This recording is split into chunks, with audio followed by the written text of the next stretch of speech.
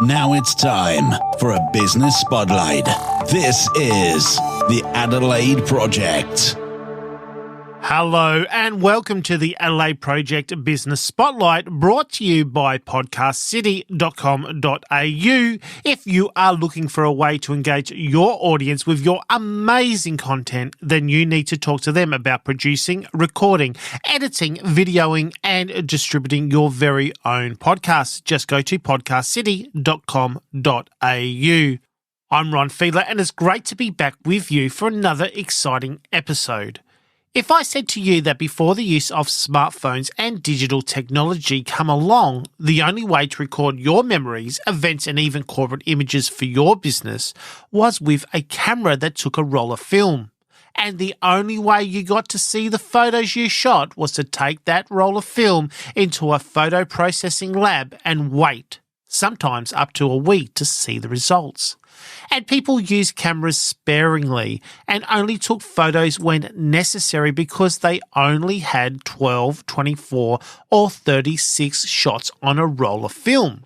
But these days, we can take as many photos as we want and see the results instantly. And most of the photos we take are stored on our smartphone, on a USB drive, SD card, hard drive, or maybe even your own computer.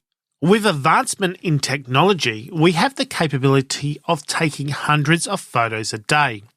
But have you ever thought about how you organise them or even how you store them safely so that you will never lose your memories? How many photos do you have on your device right now that are duplicates taking up precious storage space on your computer or cloud account? And what about the physical photos that you have in photo albums? How do you get them from a photo album to a smartphone or computer? And what if they need to be restored? Well, you're in luck today because joining us in the studio is someone I think we all need in our lives, a person whose love of photography and the understanding of the importance of preserving and sharing our memories gave her the initiative to start a business in the organisation of photos. And I believe the only certified photo organiser in South Australia by the Photo Management Organisation based in the US. In saying all that, I would like to welcome to the podcast Simone Larwood from Your Photos Filed. Simone, welcome to the Adelaide Project. Thanks, Ron. Lovely to be here today. Simone, it's great to have you here because I want to talk about this unbelievable niche service that you offer. And as I was saying, we all have probably thousands of photos that are scattered all over the place. Can you tell the listeners a little bit about yourself and what you do to help people with the organisation, storage and even displaying of their photos? Well, a little bit about myself. As you say, I love photography. I love photos. I love the stories behind them. I've always done a lot of travelling and always been really good at making albums and photo books and displaying the best photos on the wall, printing them, which many people don't do anymore. I also have an extensive admin background, so I have a methodical approach, so that helps with the organising side of things. With myself, I found myself taking lots of photos of my daughters when they were growing up. Yep. And came to that problem that you described, had photos all over the place, digital photos on various devices. And then in 2015, I did a photo archiving seminar at Atkins, which is a printing lab in Kent Town. And that really planted the seed of this photo organising. I got a lot out of that seminar and started working on my own photos, got them into a manageable state. And so that's what I want to do with other people, is help them get their photos into a manageable state, because people are often overwhelmed by the amount of photos they have. They're not backed up properly. Yep. They're not being shared creatively anymore. They're really only being posted to social media and then left on the camera roll. And so, it's important to, like you say, for people to organise their photos. So I help them get them back to a manageable state, allowing them to share creatively, back them up safely, and really allowing them to create a photo legacy for the next generation to enjoy. Why do you think we don't organise our photos? Why do you think we have so much difficulty in that? I think simply it's because we just take so many photos these days. As you said in your intro, back in the day, we all had rolls of film and there was a cost involved to getting your photos developed. So we didn't take that many photos. Well, we took photos, but not in the volume that we do now. And it was simply just getting them printed and putting them in an album. And that was as far as it went. Whereas these days, there is a time cost involved for every digital photo you take. Yeah. Unless you just leave them sitting there, which is dangerous because they're at risk of being lost. So people know this, but they're overwhelmed by the thought of doing anything about it, and they just put it off because they've got thousands of photos. They don't really know what to do with them and how to manage them. So I think it is. It's time.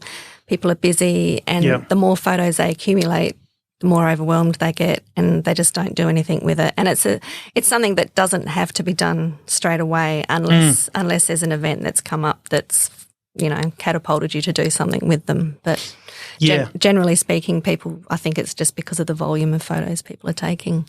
So we have the photos, the digital photos, but you also do physical photos. You deal with physical photos as well, don't you? Mm-hmm, I do. So with those physical photos, what can you do with them? I've got them in my photo album. I may have them up on the wall, and maybe they're a bit tatty because they're old and they've got a bit of sunlight exposure, or I might have photos, say, of great-grandpa and great-grandmother that's being passed down, but, there's parts missing in it and all. What can you do with those?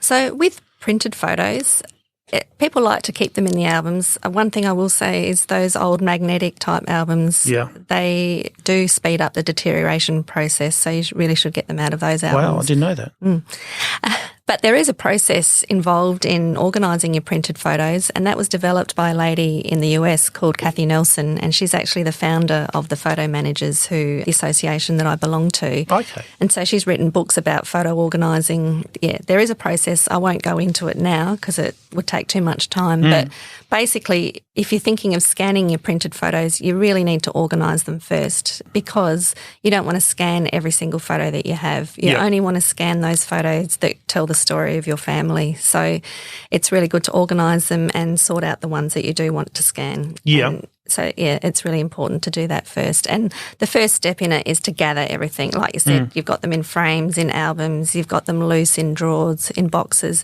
Get them all together, go through the organising process, and then scan those really top-notch best photos that you want to keep for future generations. Do you find that when people do give you their photos, their physical photos, and they're finished, do they still keep them, or do they... Yes, they do. Like for myself as well, I'm still going through the process, but I have helped Mum with hers. And so with us personally, we didn't put them back into albums, but we have archived them in archival quality boxes just for longevity. We haven't kept all of them. We've thrown out the ones that we didn't want. Yeah. But the ones that we've scanned, we've kept. It's a personal thing. Sometimes people might be downsizing and they just want to get rid of them. But you can't actually throw them into recycling. You have to. Oh, okay. Yep. Because of the chemical. Yeah. Oh, yes. So you have to put them in the bin, unfortunately. Yeah. But it's a personal thing. Some people might want to put them into albums, back into the albums that they came from. Yeah.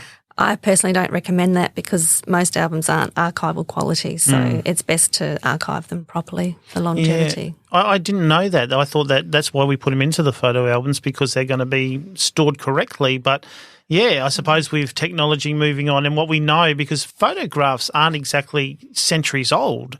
They're maybe a couple of 100 years? Yeah, if that? Probably, less than a couple of 100 years. So, those really old photos, it's really important to archive them properly and keep them safe. So it's a certain plastic, that you have. There are places in Adelaide that supply archival quality folders and albums and that sort of thing. So great tip there, Simone. And what about the restoration of it? Now, if they are in those albums and say you get that plastic and you pull it off and it takes a little bit of the photo, are you able to restore them? Yes, I can do. I don't recommend restoring every single photo. No, the most important ones, of course. The most important ones with the stories. But yes, I can certainly restore those. I did one with my mum's own photo collection. There was a photo of her and her family in the 1960s, a black and white photo, having a picnic on the side of the road with a combi in the background. Oh, wow. Really cool photo, but it had a white streak going across it. And I loved the photo, so I spent quite a bit of time removing that white streak and brought it back to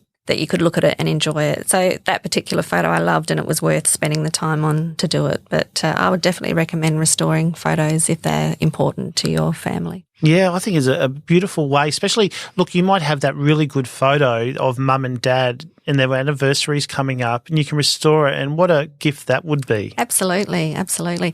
And also when you're going through the photo organising process and pulling them out of the albums, particularly, those magnetic albums, that they're discoloured too. So when I scan people's photos, part of my scanning cost is to sort of colour correct them as well. Wow. As much as I can to get them not looking so yellow and aged. So I suppose also when we were using cameras and all, we didn't think about things like light and what do they say, the sun should be behind you.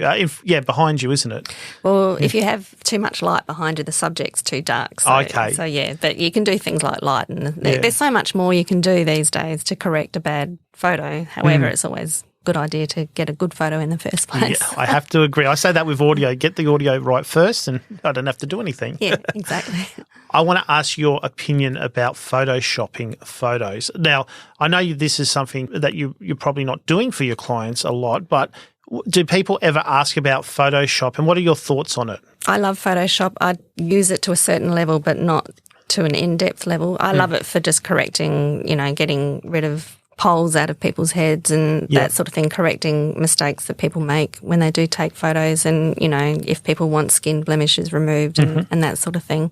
I don't really like using it too much because I like a natural photo, but I think it's very handy just to fix up a few things, and particularly with those older photos with creases and corners missing and that sort of thing, it's very easy to fix them in Photoshop if you know how to do it. So. Well, that's good to know. Now, if someone was going to bring you some digital photos to sort and all, and they'd thought about doing their own Photoshop before they give them to you, would you prefer to have the natural photos, or would you think you can do them yourself?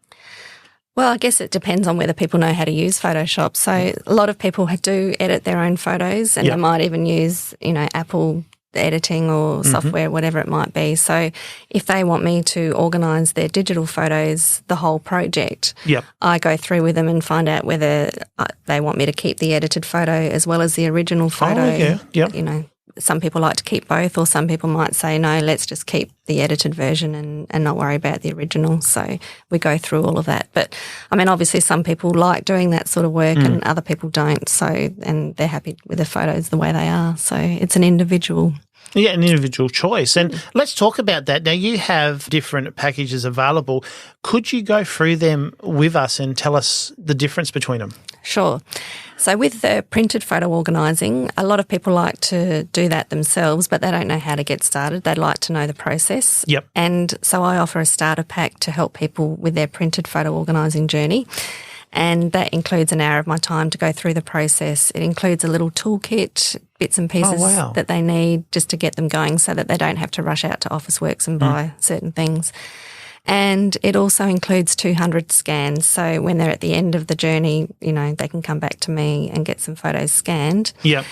Some people want me to take on the whole project and they can give me a budget that they work with per month, and I'll work so many hours on their photo organising project. So there's not really a package for that as such.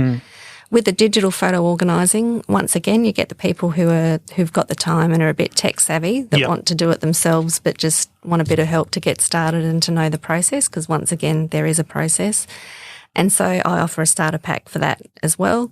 Some people want me to do the whole project, hand it over to me, and some people want me to do somewhere in between. So I offer different level packages depending on what people want done. If people want me to do the whole package, it is time consuming. It's an investment. However, the people that I have helped have been really grateful, and they can see the value in what I'm doing because they have peace of mind that their photos are now back to a manageable state and they can breathe easy knowing that they're backed up and that sort of thing. So. Wow, that is just great that, you can say, here's my photos, do it, or look, I'll do a bit of this and I'll get you. Now, you're talking about people's budgets. So people can say, look, I'm prepared to spend X amount of money per month, and you can do so much every month for them. That's right, exactly. So, wow. So as an example, I'm actually organising memorabilia at the moment for someone. So someone's given me their stamp collection to categorise and scan. Yeah. And they've given me, so many hours per month to work on it, which suits their budget, so I can do that. Now, that's a good point, because there's people out there with trading cards. stamps, as you said. They may have postcards or something, and these can be turned into digital photos as well. Absolutely, absolutely. Wow. Yeah. So it's not just photos; it's memorabilia that we're talking about too. Wow, Goes listeners, hand in hand. think about that. Think about what you've got at home that may not be classified as the original terminology for a photo, but it could be a photo that you could have and have a look. I mean, stamp collections, how easy not to bring out the stamp books, but just to flick through and say, oh, I've got that stamp. Yeah. Wow, that's great. Exactly. I like that, Simone. Yeah. And also, people that might have hobbies like quilting or something like that, and they take photos of what they've created. Oh, yes. Great to have them in digital form, but then you can create photo books of them and that sort of thing too. So now let's have a look at the photo books. Now, I know that there's companies out there that sell photo books and all, but you do this. Can you tell us about them? Sure. I love photo books. I love designing my own photo books, and I'm passionate about getting photos into printed form, and these days it is photo books. There's many varying qualities. You can go, you can go to Kmart, you can go Officeworks, wherever, and get your photo book done. Some people just don't have time. They like the idea of a photo book, but they're busy, and they might have gone on a holiday recently. They might have got married and had all their wedding photos on a USB but haven't done anything with them. And so I offer a service as well to design photo books for people. So they give me all their digital files, or if they want printed photos scanned and whatever, I can work with that as well. And I offer a design package to get people's photo books designed. And it's just for the design itself. Yeah. They then have the choice of what sort of book they want. They might want a high-end, high-quality book if it's for an important event like a wedding. Yeah. Or they might just want something in between, or their budget might only allow them to, a lower-end book. But, yeah, it's fairly flexible, and I offer that service. So it's a good service to have because, like I said, many people want photo books, but they're not quite sure how to use the software, and they're a bit overwhelmed by it. So you would say that this is the new photo album? Exactly, yeah. I guess some people still will like to get their photos printed out and put them into albums, and that's great. For me, I've kind of moved on from that. I think photo books, you can lay them out a lot nicer and that sort of thing. I'm going through my 90s photos at the moment, and some of the holidays I did, they're just in albums with the plastic sleeves, and they're not really displayed that imaginatively because there's not much you can do with them. Whereas photo books, you can make certain photos bigger and, lay them out in a certain way. So it's a lot more fun. What about digital frames out there? Are you able to put something together that they may be able to put on a USB or a SD card and put them on these digital frames? Sure, I can help people set up digital photo frames, and they're a lot better quality now than what they used to be a few years ago. I've got one in my house, and of course, and they're great because you just stop all of a sudden and just look at photos, and I think they're really great. And these days you can do it all over the internet as well. So so some people, they might have their parents living overseas, and they can just email their parent photos of their grandchildren directly to the photo frame. So there's that sort of capability these days. That's amazing, and what a thing to have. Give your parents that picture frame, that living overseas, get you to put them together, and then they can just put it on there. Yeah, exactly. You do it awesome. That's great.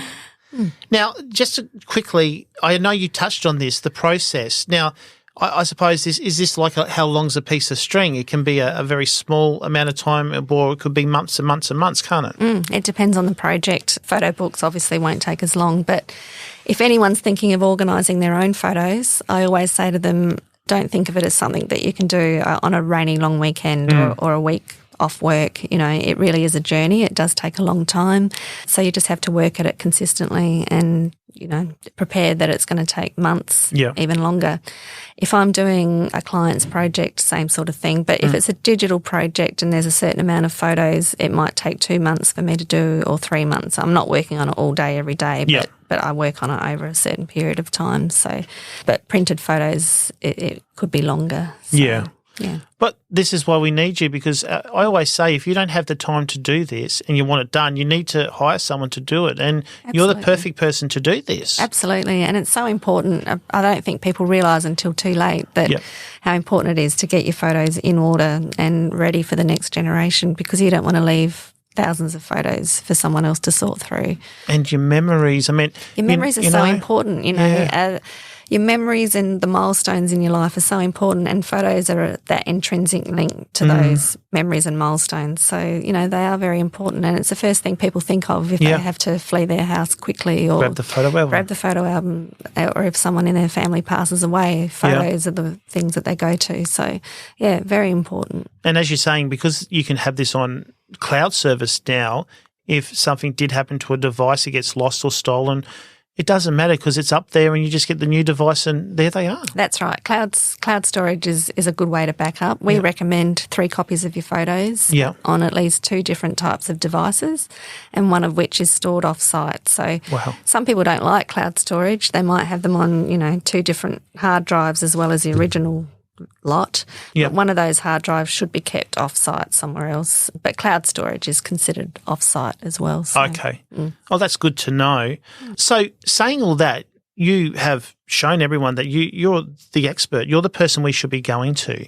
What sets your skills apart from, say, an app on a phone or one of these Snapfish or something like that that does these off-site? Why should we come to you? Well, apps on phone, you're right. There are many apps available to organise your photos, etc. And if you're tech savvy and you have the inclination to do it and the time, well, that's great. But there are many gaps in that as well because you might not have photos just on your phone. You might have them in other places as well, like we've talked about, on CDs, on USBs, etc. So before you can use those apps, there's a bit of work involved to get everything ready to use an app. Yeah. Then you have to know how to use it. And then also with the printed photos, obviously an app's not going to organise them for you. So there are gaps. So that's where I come in. I fill in the gaps. And people who are overwhelmed by IT, who aren't tech savvy, who don't have the time, or they might be tech savvy, but they just simply don't have the time. They're busy working, whatever it might be. Yes. That's where I come in and help them. And I offer a very personalised service. I find that people trust me with their photos and their memories. And I work closely with them. And every project's different. So we have to find out exactly what they want, and I work with them to get that. So that's the point of difference, I guess. Brilliant. And as you said, memories and people's photos are so personal. You don't want to give it just to anyone, and you need someone you can trust. Exactly. That's exactly right. So, yeah, that's me. Well, that's great. And you've recently just moved into a new studio at a Prospect. Tell us about that. Yes. So I was working from home up until late last year, which was great, except that if I had clients come over, it wasn't the ideal place. So I had my own little studio in Prospect, and I moved into it early this year, and it's great place to work, but it's also really good for clients to come because I have on the wall, gallery wall design, wall art. I've got a whole range of photo books that people can look at. Yeah. So they can determine what sort of quality they might want, because sometimes when they're ordering it online, like you said, with Snapfish, whatever, they're not sure what they're going to get. So I can sort of show them the different binding types, etc. I've got digital photo frame on display that they can look at. I have slideshows, examples, that sort of thing. So it's a very visual space, and it's a great space just to chat with clients and meet with them. And it's also a great space for me to do the work. So I'm really enjoying it. That'd be fantastic to come on down and see it all and say, like, this is what I want. Can you do this? Work with them. Hey, have you thought about this? What do you want? Do you want gloss or matte or whatever you do? Yeah. And you can feel them. And that's the thing I think that a lot of people don't realise, that when you get online, you can't feel. And we recently brought something online for a car, and of course it looked right in the photo until we got it and realised, no, this is not right. No. And at least that way you know it's right because you've seen it, you felt it. That's fantastic. And I love to come and have a look at that because I think that will be great. I hope it's got some good coffee shops around, because Prospects has got a lot of good coffee shops. Yeah, it's a short walk to a couple of good coffee shops. So. Nice. I'll definitely be there. Great. Well, Simone, what is the best way that people can find out more about what you do and contact you if they need help to organise, store and display their photos? Well, I would suggest that they hop onto my website, which is www.yourphotosfile.com.au. From there, they can email me or they can phone me. They can book in a 15-minute chat to talk about their photo project. I'm also on Facebook and Instagram if they want to follow me on that. So, or they can just simply give me a call. So Lots of ways to find you. And, of course, we'll have all Simone Larwood's details in the show notes. Simone, it is great to speak with you today, and I encourage all of our listeners to contact you to take the stress out of organising their photos and to organise their memories, because that's what it is. This is about memories that are going to be here for hopefully ever. Absolutely, you're so right. Photos represent our memories, so it's important to look after them. Thank you so much. Thank you. Today on the Adelaide Project Business Spotlight, we have been speaking with Simone Larwood from Your Photos Fold, a person who saw a gap in the market by people overwhelmed by the number of photos in their lives and came up with a service to help people organise, safely store them and display photos so that they will be lasting memories for the next generation. This podcast is brought to you by Podcast City. If you would like more information about starting your own podcast, from planning your podcast to recording, editing and distributing your podcast to the world, then simply go to podcastcity.com.au. I'm Ron Fiedler for the Adelaide Project. Until next time, bye for now.